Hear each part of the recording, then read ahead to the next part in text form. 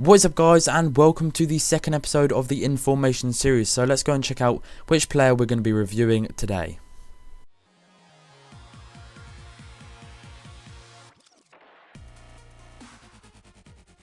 So lads, as you can see here, today's episode is going to be on Inform Ronaldinho for this episode of Information. The reason he actually got the Inform is because he scored 3 goals in a game against Figueirense for Ort Mineiro.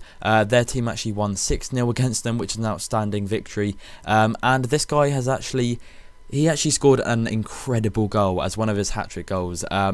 You know, he kind of just, after he scored the goal, he kind of just sat there, obviously not sitting down, but he kind of crouched down and just was sort of there just thinking, you know, did I really just score that goal? You know, it was kind of like a cool celebration, I guess you could say, but, you know, he kind of was almost wowed himself, and that is very hard to do when you're a man of his capabilities. But as you can see here, we have actually moved him into a centre forward position. Here's actually the default centre attacking mid, and you know, of course, the reason I've done this is because of his pace. He doesn't really have enough pace for a centre attacking mid position, whereas with a centre forward, you're kind of up there with 2 strikers where you can sort of pass in between the 2 players, and especially in a 4-3-1-2 formation, that allows you to do that so much because there's a lot of attacking depth in the formation. Now he has just got amazing game stats there, and see there he's got 61 pace, 82 shooting, 87 passing, also 90 dribbling. But let's go and check out some of his in-game stats.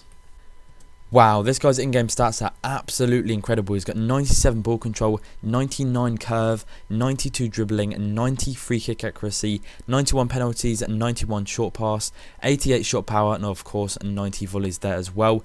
He has also got 4-star weak foot and also 5-star skills. Of course, he's 6 foot.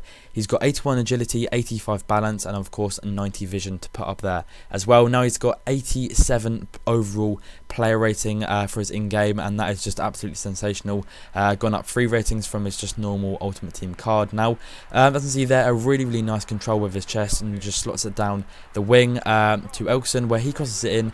And of course, Ronaldinho doesn't stop running. He just carries on bombing it forward, and actually gets to head the goal in the 10th minute. Now, and see there here again, just bosses his way through the defence and all the people that are trying to defend the header, and he just, you know, slots in there straight away and just performs, you know, a brilliant header. Now, another nice control with his chest. He's just absolutely perfect at them, and this sort of finesse here that he does to score this goal, it's kind of his trademark, you know, finesse shot.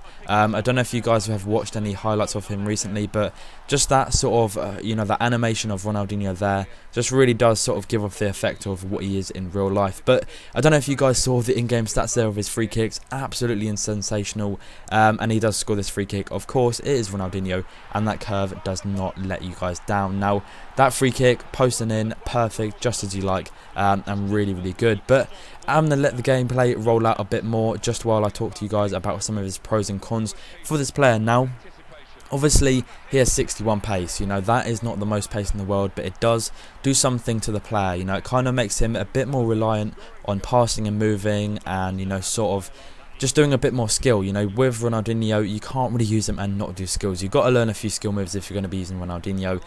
His shooting is absolutely incredible. His shot power just makes up everything. Obviously, his curve is 99, so his finesse is absolutely brilliant as well. A few cons about him, obviously his pace is pretty bad, and nothing really else. A kind of a standout stat of his has got to be his control, and just the way he brings balls down, and just absolutely, I don't know, it makes it feel like you have a lot more time on the ball with him when you do the complete dribbling. You know, it is absolutely incredible just how he dribbles in and out of players with that.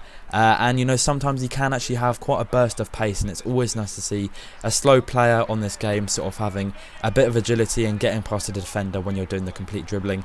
It does work very well, and also the left bumper, right trigger sort of theme when you do the dribbling kind of thing. It works very well with him, even though he only has 61 pace. But he obviously goes for around the market of around 90 to 100k, and would I say is worth it? Of course, this guy is incredible.